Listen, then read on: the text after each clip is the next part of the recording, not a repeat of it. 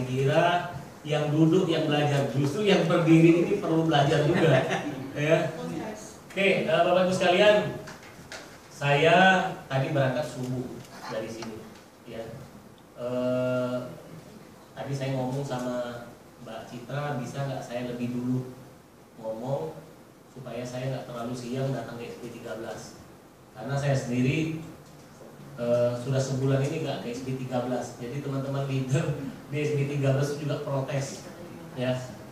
Bapak Ibu sekalian, saya sharing saja tentang pengalaman saya selama kurang lebih 16 tahun di Prudential, ya.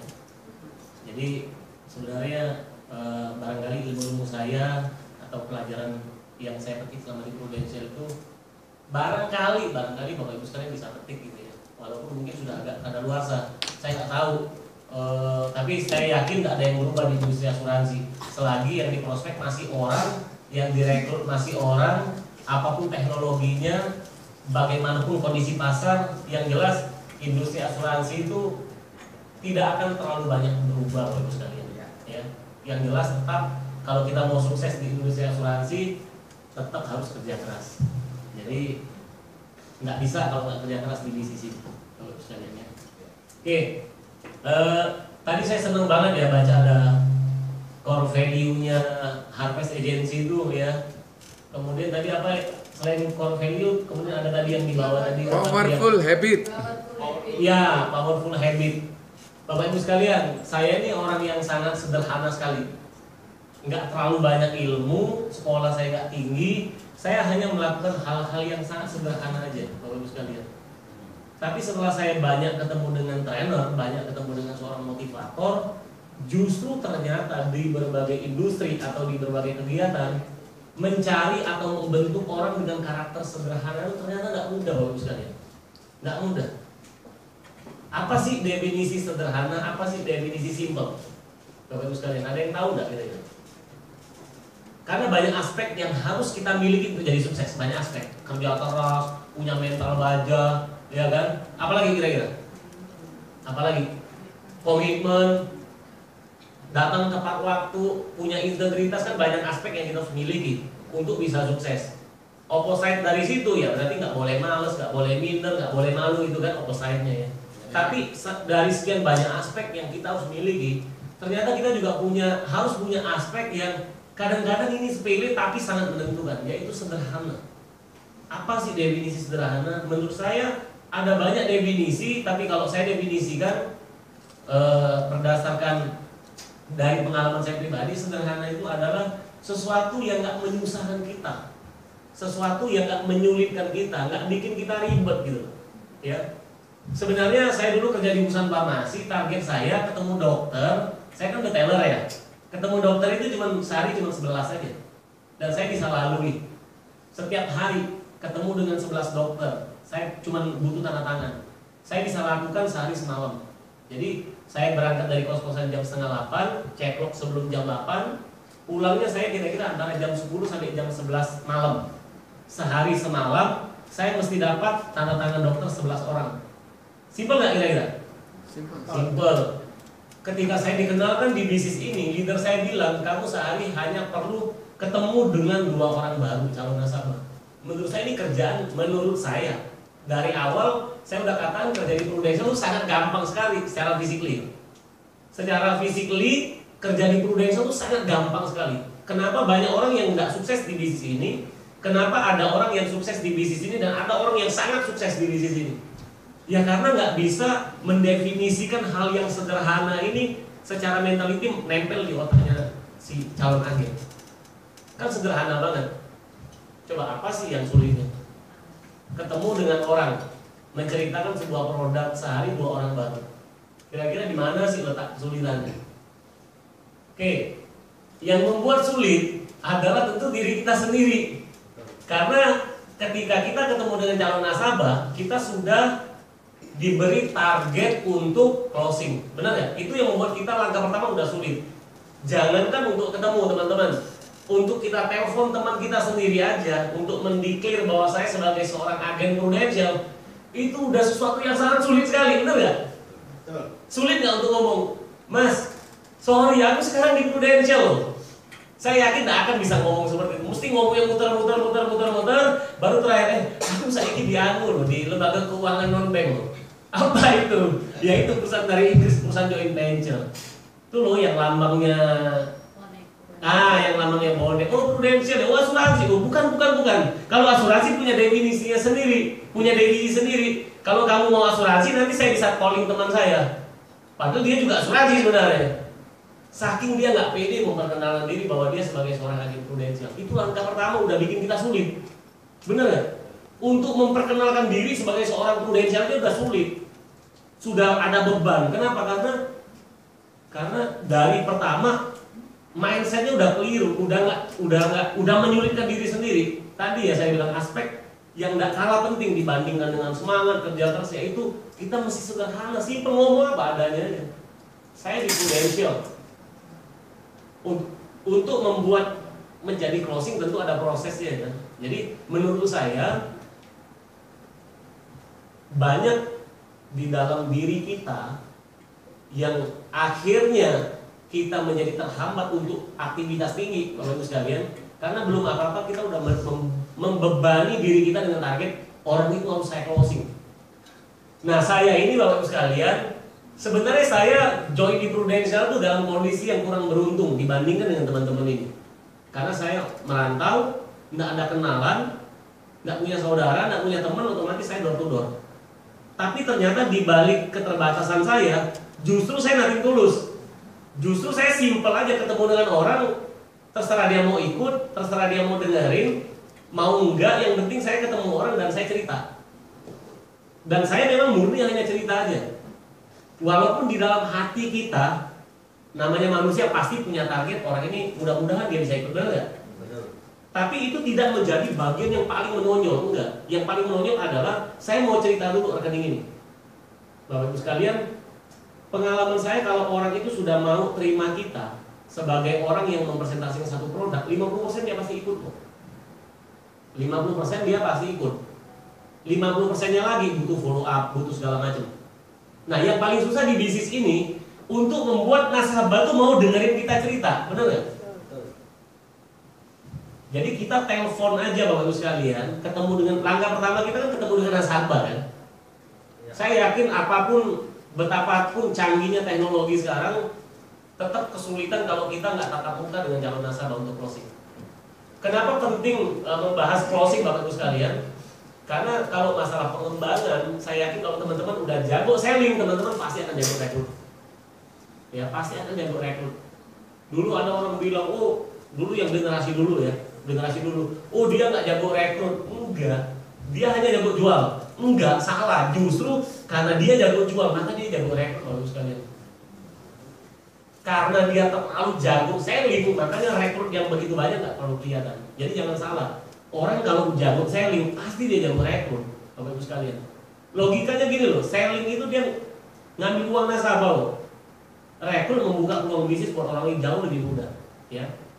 Jadi Bapak Ibu sekalian, yang saya sharingkan ini adalah pengalaman saya yang nggak bisa orang nggak ngelewatin ini, nggak bisa ngelewatin fase dia nggak jualan. Gimana orang mau jadi top leader, gimana dia mau jadi top agen, kalau fase sellingnya dia tinggalkan, nggak bisa. Fasenya cuma dua aja kok di bisnis ini. Hanya dua aktivitas, hanya dua jenis aktivitas, selling dan recruiting. Kalau dia sudah jago selling, makanya sellingnya harus benar. Kalau sellingnya udah benar, insya Allah pasti rekrutnya juga benar. Ya. Jadi selling Bapak Ibu sekalian, aspek simple, aspek sederhana itu harus mutlak, harus absolutely dimiliki oleh setiap agen yang mau sukses di bisnis ini. Jadi langkah pertama temuin aja. Terserah dia mau ikut mau enggak, dia harus ketemu. Nah ketemu ini butuh energi nggak kira-kira? Butuh. Nggak bisa dia nggak kerja keras, nggak bisa. Jadi Bapak Ibu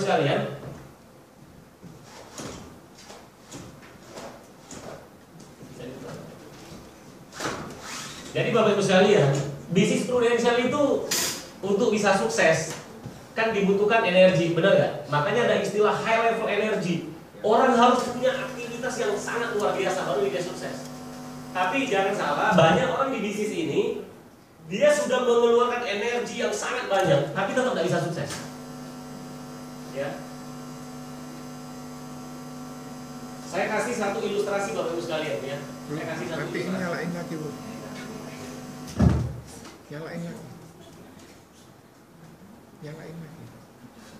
Saya kasih satu ilustrasi Bapak Ibu sekalian, bahwa ilustrasinya saya gambarkan satu lapangan sepak bola ya, satu permainan sepak bola. Orang olahraga itu capek nggak secara fisik? Capek. Tapi kenapa ada orang yang terus menerus olahraga walaupun dia udah tahu capek tapi tetap lakukan? Hobi. Karena sehat, macam-macam gitu ya, macam-macam. Aktivitas yang melibatkan fisik Bapak Ibu sekalian pasti capek. Nggak mungkin nggak capek. Dalam sebuah permainan sepak bola, orang main sepak bola tuh mau menang mau kalah tetap capek, bener nggak? Tapi bedanya antara yang menang sama yang kalah, yang menang capeknya cepat hilangnya. Tapi kalau yang kalah capeknya bisa lama. Bahkan selain capek ya sakit. Sama dengan prospek juga. Prospek itu sama teman-teman. Kita prospek udah capek, sehari bisa ketemu 3-4 orang. Belum tentu closing. Tapi begitu closing, capek dalam sekejap hilang. Ya. Saya nggak tahu, mungkin ada ahli saraf yang bisa menjelaskan kenapa ketika kita mendapatkan satu kesenangan, puncak kesenangan, capek itu jadi hilang. Ya. Saya yakin teman-teman pasti udah pernah ikut training neurologi ya. Training alam bawah sadar, ketika kita melakukan sesuatu walaupun capek, tapi ketika goal tercapai, maka capeknya dalam sekejap hilang. Ya, sama dengan sebuah permainan sepak bola. Jadi kalau teman-teman berada di sini, Bapak Ibu sekalian ya, musuhnya di sini Bapak Ibu sekalian. Kalau Bapak Ibu sekalian hanya kotak-katik di sini saja, mainnya cuma di sini aja. Kalau nggak ke rumah ke kantor, kalau nggak ke kantor ke kafe, kalau nggak ke kafe ke rumah teman. Tapi kalau ditanya kemana, aktivitasnya prudensial. Tapi nggak pernah dapat closing. Badan capek secara fisik, mungkin juga pikiran juga capek, tapi tidak ada hasil. Kenapa? Kenapa tidak ada hasil? Kenapa dia cuma dapat capek saja? Karena goalnya nggak tercapai. Goal yang paling sederhana sebagai seorang agen apa sih?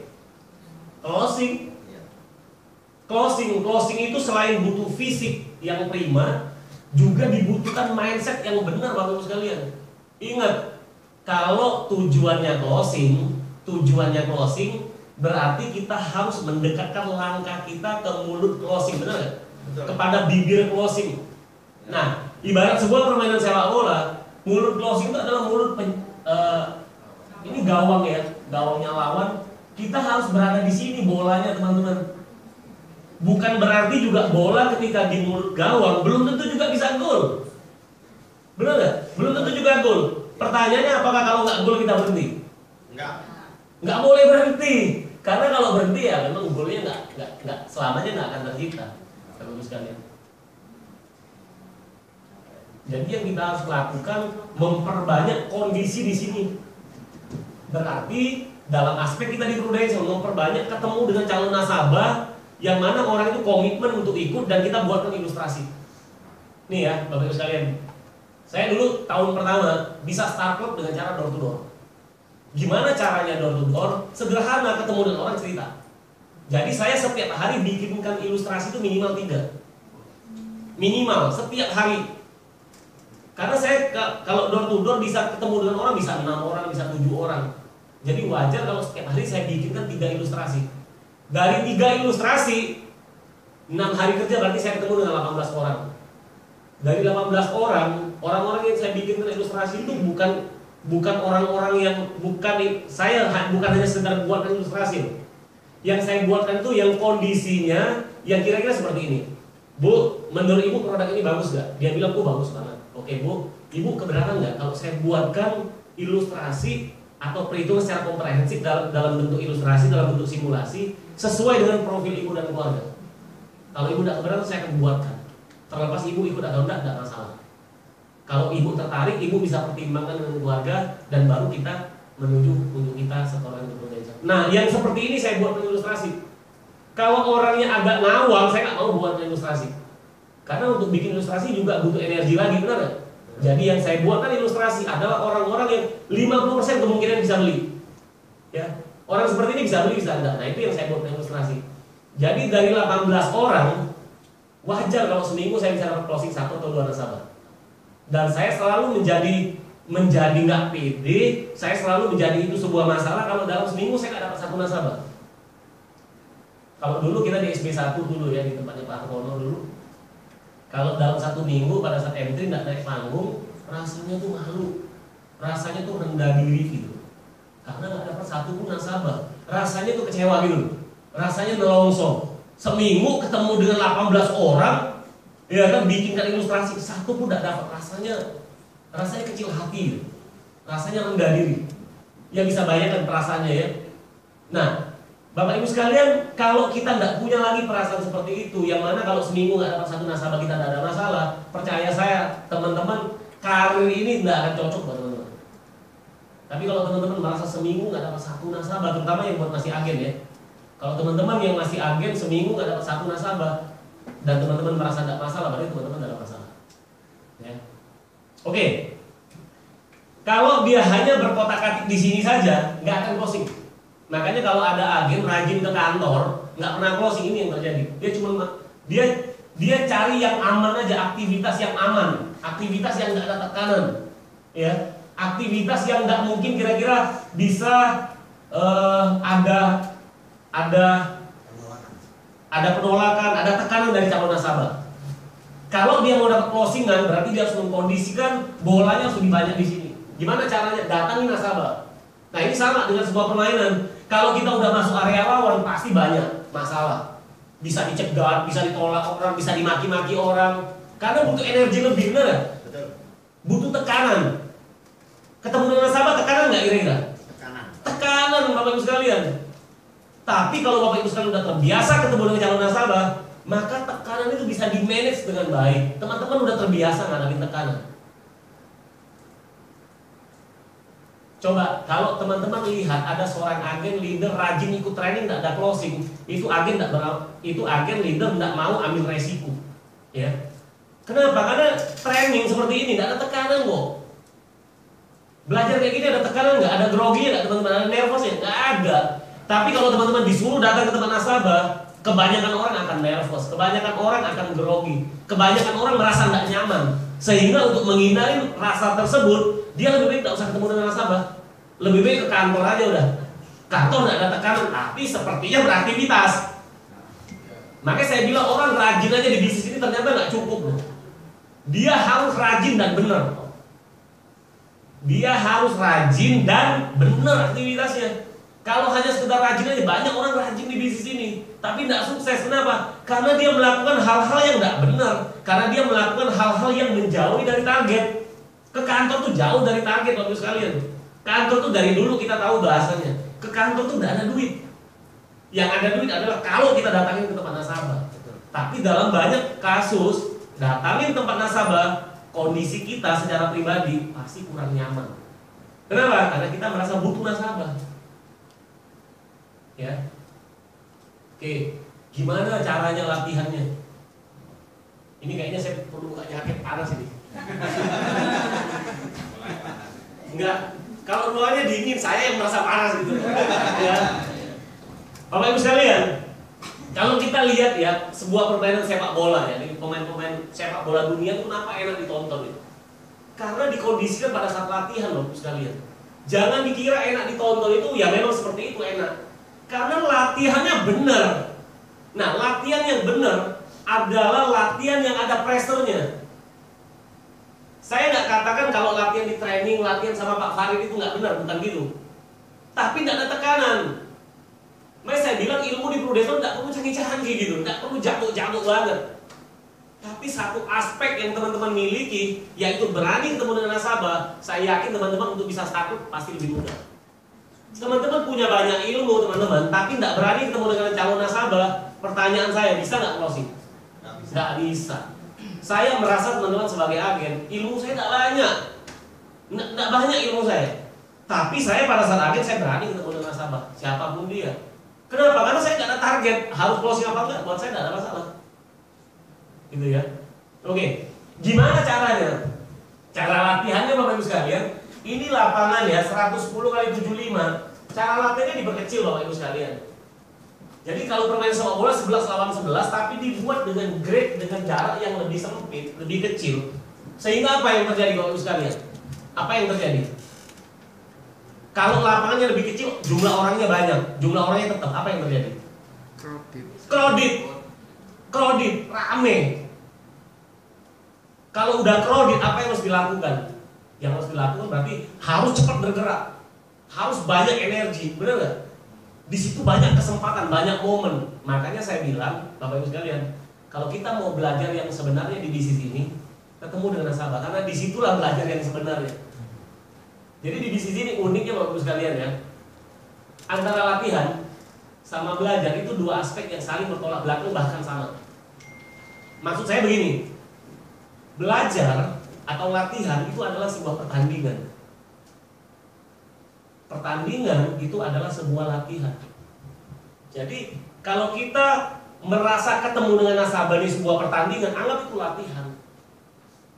Jadi jangan kalau dia nggak closing kemudian kita yang merasa dunia hancur gitu loh, ya. Biasa aja itu latihan kok. Ketemu dengan nasabah itu anggap latihan. Anggap latihan. Tapi pada saat latihan dengan nasabah ini anggap itu pertandingan yang sebenarnya. Ya. Jadi jangan menganggap bahwa dunia luntur, dunia hancur kalau calon nasabah nggak closing sama saya. Artinya begini Bapak Ibu sekalian, belajar yang benar, belajar yang sungguhnya adalah belajar dengan tekanan. Kapan tekanan itu ada? Apakah pada saat teman-teman di kantor? Apakah pada saat teman-teman ketemu dengan leader? Apakah pada saat teman-teman di rumah? Enggak. Jawabannya adalah pada saat teman-teman ketemu dengan calon nasabah. Oke, berkaitan dengan ketemu dengan calon nasabah, apakah benar setiap hari kita ketemu dengan dua orang? Saya berani taruhan, nggak cuma di sini teman-teman, di agensi saya juga sama. Pada dasarnya kenapa orang nggak banyak closingan setiap minggu? Karena dia memang aktivitasnya lemah. Dia nggak pernah ketemu dengan nasabah lebih dari 2 orang setiap hari. Jadi nggak bisa dipungkiri. Rumusan-rumusan prudensial ini adalah rumusan-rumusan yang sangat sederhana sekali. Nggak perlu orang hebat banget di bisnis ini, nggak perlu dia pinter. Yang penting adalah dia punya energi lebih untuk ketemu dengan calon nasabah. Menjadi pinter setelah dia beraktivitas tinggi, baru dia pinter.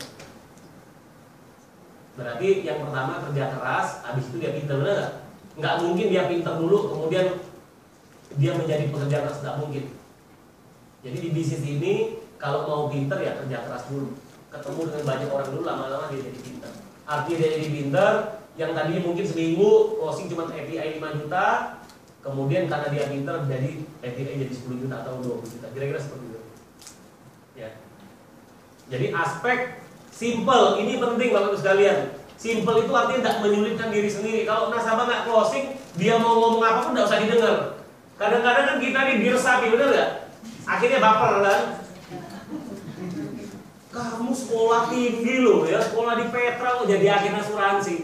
Kita mikir, iya ya benar juga ya. Akhirnya stres sendiri. Begitu kita ketemu sama teman kita, dibilang, kamu boleh bicara apapun, yang penting satu, kamu jangan tawarin saya sebagai nasabah. Sana, karena saya udah trauma sama asuransi. Kita langsung mikir, ini bener gak ya karir saya ini? Bapak Ibu sekalian tidak perlu mikir. Jadi Bapak Ibu sekalian, kalau mau sukses di bisnis ini, salah satu aspek yang harus dimiliki adalah simple, sederhana.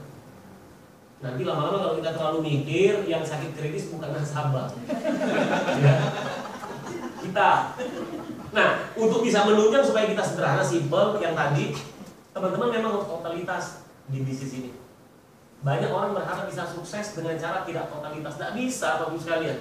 Bayangkan, banyak orang yang totalis 100% aja belum tentu sukses di bisnis ini. Ya, banyak orang yang ikut pelatihan, banyak yang ikut training juga tidak sukses di bisnis ini. Saya juga heran ya, kenapa banyak orang ikut seminar macam-macam gak karu-karuan, tapi kenapa dia gak sukses? Artinya maksud saya, kenapa dia masih tetap mau ikut seminar, bayar mahal, ngabisin waktu gitu loh.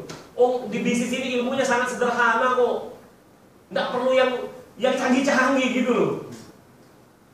Untuk bisa sukses di bisnis nggak perlu ilmu yang canggih-canggih, Bapak Ibu sekalian. Yang penting belajarnya benar gitu loh. Oke, sekarang saya kasih tahu.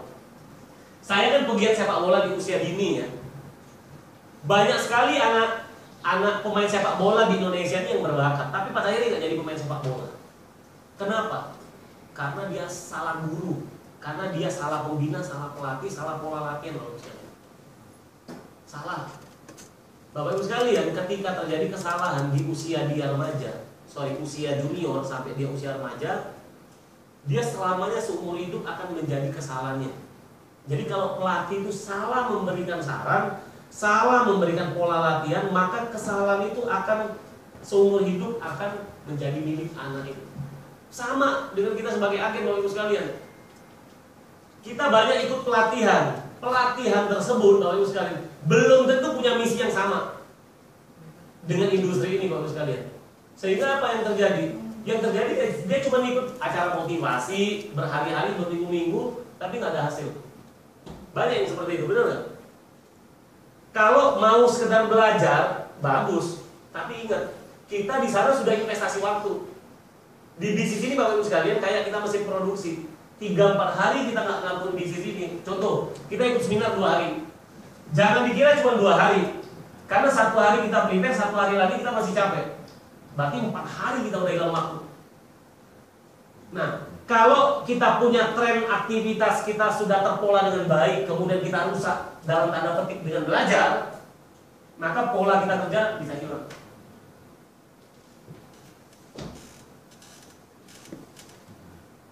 Ingat, untuk sukses di bisnis ini nggak terlalu dibutuhkan ilmu yang canggih, Bapak Ibu sekalian. Nggak terlalu dibutuhkan ilmu yang canggih.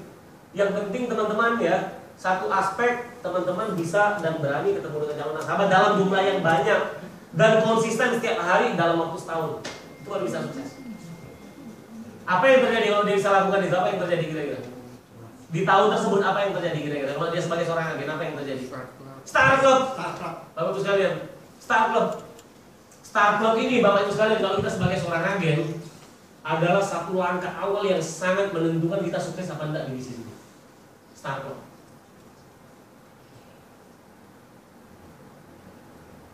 Pada saat agen kita bisa Start Club, ini sangat menentukan kita sukses apa enggak di bisnis ini, Bapak Ibu sekalian. Karena kalau di tahun tersebut kita bisa Start Club, sederhana, duit kita banyak. Kalau Start Club kan duitnya banyak, benar nggak? Kalau sudah duitnya banyak, gaya pasti benar. Ngomong salah dianggap orang benar. Iya benar. Secara fisik dia kurang tampan, dia jadi lebih tampan karena duitnya banyak. Rekrut orang pasti lebih pede, lebih mudah. Datang ke tempat nasabah jauh lebih bisa dipercaya sama calon nasabah. Bapak Ibu sekalian, kenapa? Karena dia pegang duit. Kita nih ngomong bisnis ya, bukan ngomong yang lain-lain. Kalau ngomong bisnis itu ngomong trust. Orang percaya kan nggak sama kita? Kalau dari tahun ke tahun kita nggak sukses di bisnis ini, gampang nggak rekrut orang? Sulit, Bapak Ibu sekalian. Gini ya, kenapa tahun pertama tuh absolutely butuh yang namanya Start Club? Karena tahun berikutnya kita butuh pengembangan. Pengembangan itu berarti kita meng-coaching orang, merekrut orang, mendevelop orang, benar nggak? Nah, orang mau di-develop kalau kita punya bukti. Kalau kita nggak punya bukti, kita mau ngomong sekarung pun orang nggak akan percaya. Kita mau ngomong apapun, kalau kita nggak ada bukti, orang gampang percaya nggak? Nggak percaya kalau misalnya. Tapi kalau kita ada bukti, ngomong nggak pinter pun, calon agen nurut. Pak Edi Tyson, Pak Ongko nggak pinter ngomong, tapi buktinya kuat, makanya saya mau gabung. Bagus sekali. Pada saat saya ketemu dengan Pak Ongko dan Pak Edi Tyson, dikasih dia CPS. Pak Edi Tyson nggak pinter ngomong, jauh lebih jago bos saya yang di perusahaan farmasi dibanding Pak Edi Tyson. Tapi kenapa saya trust? Karena dia punya bukti, bagus sekali. Jadi bayangkan kalau kita jago ngomong tapi nggak ada bukti, itu sulit meyakinkan calon agen. Benar nggak? Kan nggak mungkin juga di bisnis ini kita selling terus, benar nggak? Pada akhirnya kita rekrut dan pengembangan, benar nggak? Kalau kita nggak ada bukti, sulit. Nah, makanya tahun pertama itu sangat penting sekali buat agen harus Start Club. Sangat penting sekali. Karena itu menentukan kita bisa langkah kita bisa benar nggak ke puncak. Jadi kalau kita naik gunung, kalau sekarang kayak gini. Nih ya, ini pos 1, pos 2, pos 3, pos 4 ini puncak gunung. Pos 1-nya benar. Belum tentu juga dia Start Club tahun pertama udah bisa sukses, tapi langkahnya untuk langkah awal dia udah benar. Tahun kedua dia bisa Start Club lagi. dan dia pengembangan terus sampai dia punya. Tapi kalau tahun pertama dia gagal, bisa nggak ditebus tahun kedua? Bisa, bisa. Bukan nggak bisa, tidak ada kata terlambat di bisnis ini. Walaupun teman-teman yang udah jadi leader misalnya dulu tidak pernah startup, teman-teman kejar startup. Saya punya ada kira-kira adik saya ada 5 orang udah punya kantor agensi masing-masing ya. Memang beda. Kalau dia tahun pertama startup dengan tahun pertama tidak startup, beda banget. Pengembangannya beda. Income yang dia punya pasti berbeda. Ya, pasti berbeda. Jadi Bapak Ibu sekalian, buat seorang agen, langkah pertama startup di tahun ini itu sangat-sangat penting sekali. Supaya Bapak Ibu sekalian pengembangan tahun berikutnya jauh lebih mudah. Ya. Bisnis ini yang menentukan teman-teman punya sukses apa enggak di tahun pertama. Kalau teman-teman sukses, teman-teman banyak duit, teman-teman bisa merubah penampilan. Yang paling susah kan pengembangan, benar nggak? Tapi pengembangan kalau kita ada bukti jauh lebih mudah. Karena biasanya kalau kita udah punya bukti, justru calon agen kita yang menawarkan diri. Misalnya gini ya, kita ketemu dengan teman lama, dia lihat ada satu perubahan, dia pasti tanya, sekarang kamu bisnis di mana? Saya bisa ikut nggak? Kan logikanya gitu. Itu jauh lebih mudah pengembangannya dibandingkan kalau kita kejar-kejar dia, ayo kamu bisnis production ini bagus loh gini. Itu jauh lebih sulit Bapak Ibu sekalian. Ya. Oke, saya rasa Bapak Ibu sekalian, kuncinya di bisnis ini kita sukses atau tidak ditentukan 2 tahun pertama. Pada saat akhir dan pada saat kita menjadi leader baru.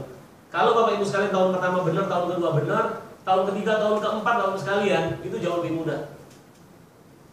Yang paling sulit di bisnis ini tahun pertama, tahun kedua. 3, 4, 5, 6 dan seterusnya enggak. Itu enggak susah. Enggak susah. Pak, tapi kenapa? Saya tahun pertama susah, tahun kedua susah, tahun ketiga susah, dan selamanya susah. Ya karena tahun pertama enggak benar. Ya.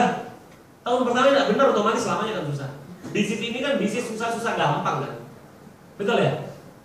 Seharusnya bisnis ini adalah bisnis susah-susah gampang. Di awal aja susah, tapi makin lama makin gampang. Bahkan di level tertentu teman-teman tidak perlu kerja. Teman-teman tidak perlu kerja, tapi teman-teman tetap terima income. Tergantung besarannya. Kalau organisasi teman-teman gemuk, ya teman-teman terima income lebih gemuk. Tapi kalau organisasi teman-teman kurus, ya income juga kurus. Tapi di level tertentu bisa aja teman-teman tidak kerja. Asalkan teman-teman udah benar mengorganize teman-teman punya. Ya. Oke, saya refresh ulang untuk seorang agen, teman-teman harus punya rasa kesederhanaan dan simple. Nggak perlu